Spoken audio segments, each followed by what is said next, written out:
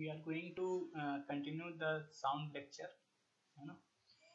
अब इसमें हम लोग देखेंगे कि इंटेंसिटी क्या है, लाउडनेस क्या है, and we will also see some questions, है ना।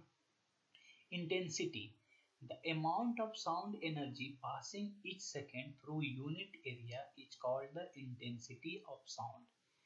साउंड एनर्जी का, ध्वनि का जो ऊर्जा है, एनर्जी जो है किसी यूनिट एरिया में यूनिट टाइम में जो पास कर रहा है वही क्या है, आपका इंटेंसिटी है। एक सेकेंड में एक यूनिट एरिया में कितना साउंड एनर्जी पास कर पा रहा है, that is the intensity of the sound, है ना। Loudness is a measure of the response of the ear to the sound. हमारा जो ईयर है किसी भी साउंड से का रिस्पॉन्स को कैसे समझ पा रहा है, वो क्या है आपका लाउडनेस ऑफ द साउंड। तो what is the major differences between loudness and intensity? Intensity of a sound is defined as the amount of sound energy passing through a unit area per second. ये किसी भी unit area में जो sound energy पर second पास कर रहा है वही क्या है, आपका इंटेंसिटी है। लाउडनेस क्या था, जो हमारे कान जो हमारे रिस्पॉन्स कर रहा है किसी साउंड को सुन करके, वही आपका लाउडनेस है। The loudness of A sound is defined by it's amplitude. The amplitude of a sound decides its intensity, which in turn is perceived by the ear as loudness, है ना। कि जितना ज्यादा एम्पलीट्यूड होगा उतना ज्यादा आपका लाउडनेस सुनाई देगा हमें। ओके, अब हम लोग देखेंगे कि साउंड का रिफ्लेक्शन कैसे होता है। What is reflection of sound? Sound का रिफ्लेक्शन है क्या? साउंड का रिफ्लेक्शन क्या है, किसी भी चीज का रिफ्लेक्शन क्या है? Bouncing of a sound wave on a striking on an obstacle. किसी भी चीज से अगर साउंड टकरा रहा है और उससे जो उसका रिटर्न बैक हो रहा है, टकराने के बाद जो वापस आ रहा है, टकराने के बाद जो विचलित हो रहा है, वही क्या है, रिफ्लेक्शन ऑफ साउंड, है ना। लाइक किसी भी टेबल पे हम लोगों ने दो पाइप लगा दिया है, एक क्लोक लगा दिया है एक एंड पे और दूसरे एंड से हम लोग सुन रहे हैं, है ना। एक वॉल है उस टेबल के सहारे लगा दिया, तो यही इसका रिफ्लेक्शंस है। अब रिफ्लेक्शंस ऑफ साउंड के क्या नियम है? Always the laws of reflection, जो लाइट में जो लॉज ऑफ रिफ्लेक्शन था वही साउंड भी आपका फॉलो करता है। क्या था light laws of reflection? Angle of incidence equals to angle of reflection, है ना। ये एंगल जो है और ये एंगल जो है, angle of incidence and angle of reflection should be equal. Direction of incidence, direction of reflection and normal all lie on the same plane. ये सब जो है तीनों जो है आपका एक ही प्लेन में होगा। ये इंसिडेंस, ये रिफ्लेक्शन और this one is the normal, तो तीनों क्या है, एक ही लाइन में होगा। This two are the laws of reflection, ये साउंड भी फॉलो करता है ना। अब रिफ्लेक्शन ऑफ साउंड के दो टाइप के हैं, echo, reverberation, multiple reflection of sound, है ना। रिफ्लेक्शन ऑफ साउंड में एक इको है, एक रिवर्बरेशन है और मल्टीपल बार बार जो रिफ्लेक्ट हो सकता है एक सतह से दूसरे सतह में टकराने के। इको क्या है? Repetition of sound caused by reflection of sound waves from a surface back to the listener. किसी भी जगह से साउंड का फिर से वापस हमारे ही कानों तक पहुंचना। Like we have told something, it's going to bounce back from something and it's again coming to our ear, it's called echo. Echo और reverberation में क्या है? Reverberation is also the same thing, but what is the difference between these two? एक खुले में होता है और एक बहुत छोटे स्थानों के लिए होता है। When do we hear distinct echo? अब इसका रूल क्या है, क्या नियम है कि भाई हमें अलग अलग इको सुनाई देंगे। To hear a distinct echo, time interval between original and reflected sound must be at least 0.1 second. दोनों के बीच का जो डिफरेंस होगा टाइम का, कि आप बोले हैं और उधर से जो रिफ्लेक्ट होके आ रहा है उसके बीच में जो 0.1 सेकेंड कम से कम होना चाहिए। Minimum distance of the obstacle from the source of sound must be 17.2 metre. और जो ऑब्स्टेकल है और जो सोर्स है उन दोनों के बीच का डिस्टेंस क्या होना चाहिए? 17.2 metre. And reverberation is also the same thing, है ना। Sound produced in a closed area due to repeated reflection of sound. Sound जो है किसी closed area में, छोटे जगह पे जब साउंड फिर से रिफ्लेक्ट होता है और सुनाई देता है, तो वही आपका रिवर्बरेशन है। इसमें भी क्या है, the time interval between original and reflected sound is less than 0.1 second. इसमें भी क्या है, 0.1 सेकेंड का टाइम इंटरवल होना चाहिए, तब आपको सुनाई देगा। हाँ, ये फिगर आप देख पा रहे हो कि यहाँ से कोई बोल रहा है, ये आपको इस तरफ से भी टकराने के बाद आपको सुनाई दे सकता है, इस तरफ से भी सुनाई दे सकता है, और इससे भी सुनाई दे सकता है। Reverberation sound is collection of all the reflected sounds in an auditorium. अब क्वेश्चन है एक, इसी पे एक न्यूमेरिकल है, an echo return in 3 second, what is the distance of the reflecting surface from the source given that the speed of sound is 345 meter per second। Eco जो है 3 second के बाद में सुनाई दे रहा है, तो सोर्स और रिफ्लेक्टिंग सरफेस के बीच में क्या डिस्टेंस होगा। तो स्पीड ऑफ साउंड आपको दिया हुआ है, speed of sound is 342 metre per second. Echo return कर रहा है कितने सेकेंड में, 3 सेकेंड में। तो डिस्टेंस कैसे निकाल सकते हैं आप लोग, v इंटू टी करके, 342 इंटू 3 इक्वल्स टू 1026 मीटर। इतना आपका क्या आया, एक बार साउंड गया और फिर से वापस आया, तो डबल डिस्टेंस से ट्रेवल कर रहा है। So we will divide it by 2, that will give you the actual distance, right. तो 1026 is divided by 2 and it's coming to be 513 meter. This one is the distance between the source and the reflecting surface. Okay.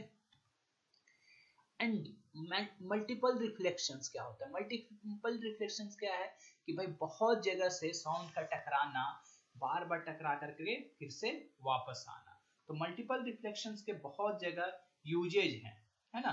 तो वो क्या usage है, तो जैसे कि cinema hall में बोल रहा है कहीं साउंड जा रहा है फिर से वो वापस आ रहा है, वो सब लाइक मेगाफोन्स और लाउड हेलर्स, मेगाफोन्स में, हॉर्न्स में, म्यूजिकल इंस्ट्रूमेंट्स में, एंड ट्रम्पेट्स में, स्टेथोस्कोप में, ये सब में मल्टीपल रिफ्लेक्शंस का यूज होता है। Which all are designed to send sound in particular direction without spreading it in all directions, right? In these instruments, a tube followed by conical opening reflects sound successively to guide most of the sound waves from the source in the forward direction toward the audience. एक conical shape होता है इसका, सारे जगह से collect करके जिस तरह ऑडियंस है उस तरफ ये भेजता है। लाइक स्टेथोस्कोप का भी ऐसा ही कुछ फंक्शन है। Stethoscope is a medical instrument used for listening to sounds produced within the body, chiefly in the heart or lungs। Heart और लंग्स के साउंड को सुनने के लिए इसका यूज किया जाता है मेडिकल फील्ड में। In stethoscope, the sound of the patient's heartbeat reaches the doctor's ear by multiple reflection of sound। Multiple reflection of sound के बाद ये जो हार्ट से या लंग से जो आवाज निकल रहा है वो डॉक्टर के कानों तक पहुंचता है। सिनेमा हॉल में जनरली क्या होता है कि generally the ceilings of concert halls, conference halls and cinema halls are curved so that sound after reflection reaches to all corners of the audience, all corners to the audience. Sometimes a curved soundboard may be placed behind the stage so that the sound after reflecting from the soundboard spreads evenly, है ना, कि soundboard का भी use करते हैं ताकि सब तरफ ये साउंड आपको अच्छे से सारे लोगों को सुनाई दे पाए। So we will see the question, why are the ceilings of concert halls curved? ये क्यों कर्व क्यों होता है, यूनिफॉर्मली सभी तरफ से साउंड को रिफ्लेक्ट करे, इसलिए ceilings of concert halls are curved so that sound after reflection spreads uniformly in all directions। अब रेंज ऑफ हियरिंग क्या है, the range of frequency of sound which is audible to a living being. किसी भी sound का, जो भी sound है सजीव लोग हैं उनको जो सुनाई दे पाए वही रेंज ऑफ हियरिंग है। Different living organisms have different range of hearing. सभी ऑर्गेनिजम्स जो हैं, लिविंग ऑर्गेनिजम्स हैं, सबके लिए रेंज ऑफ हियरिंग अलग अलग है ना। इंफ्रासाउंड बिलो 20 हर्ट्ज, दो टाइप के साउंड वेव हैं, इंफ्रासाउंड और अल्ट्रासाउंड। अगर 20,000 से कम है इसका फ्रीक्वेंसी, then it is known as infrasound, and it's between 20 hertz and 20,000 hertz is known as ultrasound, है ना। सारे लोगों के लिए आपका रेंज ऑफ हियरिंग अलग अलग है। यहाँ पे आप देख सकते हैं, लाइक एन ओल्ड मैन है, एक बच्चा है, एक हाथी है, वेल है, सबका रेंज ऑफ हियरिंग क्या है, डिफरेंट है। अब हम लोग कुछ क्वेश्चंस देखते हैं। What is the audible range of the human ear, ये बहुत इंपॉर्टेंट क्वेश्चन है। The audible range of an average human ear lies between 20 hertz to 20,000 hertz. 20,000 से 20,000 हर्ट्ज तक ह्यूमन ईयर सुन सकता है। Humans can not here sound having frequency less than 20 hertz and greater than 20,000 hertz. 20,000 से ज्यादा अगर हो रहा है तो भी नहीं सुन सकता है, और 20,000 से कम हो रहा है तो भी नहीं सुन सकता है। What is the range of frequency associated with infrasound, ultrasound? ये मैंने अभी बताया है। Infrasound has frequency less than 20 Hz and ultrasound has frequency more than 20,000 Hz, right? And what is ultrasound? High frequency sound waves. ये क्या होता है? High frequency sound wave होते हैं। इनका क्या है? Ability to travel along well defined path even with obstacles. Obstacles है तब भी ये आपके जा सकते हैं, गुजर सकते हैं उससे। above 20 किलो हर्ट्ज जा सकते हैं। इनका एप्लीकेशन कहाँ कहाँ पे होता है, कहाँ कहाँ पे ये यूज होते हैं? मेडिकल फील्ड में होता है इनका यूज, इंडस्ट्रीज में होता है, क्लीनिंग मशीन्स में, detect cracks and flaws in metal blocks, metals वगैरह में यूज होता है कि भाई पहाड़ के अंदर भाई कैसे कहाँ कहाँ क्रैक्स हैं, तो सबको वो सब चीज़ों में यूज होता है। फिर मेडिकल फील्ड में भी होता है, ईसीजी वगैरह में अल्ट्रासाउंड स्कैनर के रूप में इन सबों का यूज किया जाता है ना। अब हम लोग देखते हैं सोनार। What is Sonar? सोनार क्या है? The acronym sonar stands for sound navigation and ranging. Sonar का मतलब है, सोनार का जो फुल फॉर्म है sound navigation and ranging. Sound का यूज करके हम लोग किसी डिस्टेंस को पता लगाने के लिए सोनार का यूज करते हैं।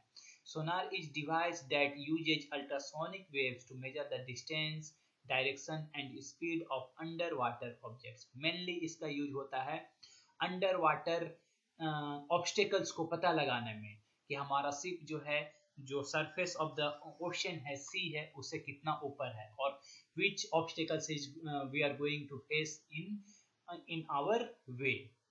सोनार में क्या होता है, एक बोट मान लो वो शिप पे है, वाटर सरफेस कहीं और, एक डिटेक्टर होता है, एक ट्रांसमीटर होता है, एक सी बोर्ड होता है।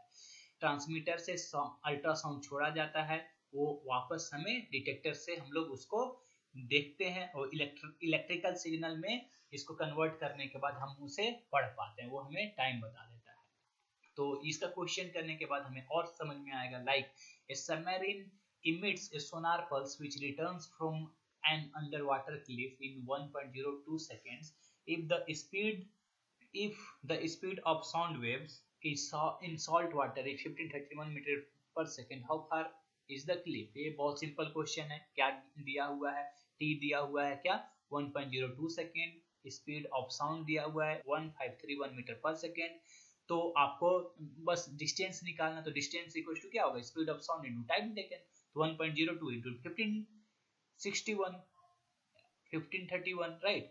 तो दोनों को अगर मल्टीप्लाई करते हैं तो हमारा आपका आंसर आ जाएगा। लेकिन फिर से ये क्या हो रहा है कि ये डिस्टेंस है, 2 बार कैलकुलेट कर ले रहा है, सो हमें इसे 2 से डिवाइड कर देंगे, तो then we will find the right answer. Okay, we are closing till this slide only. We will discuss about the human ear in the next lecture. Thank you.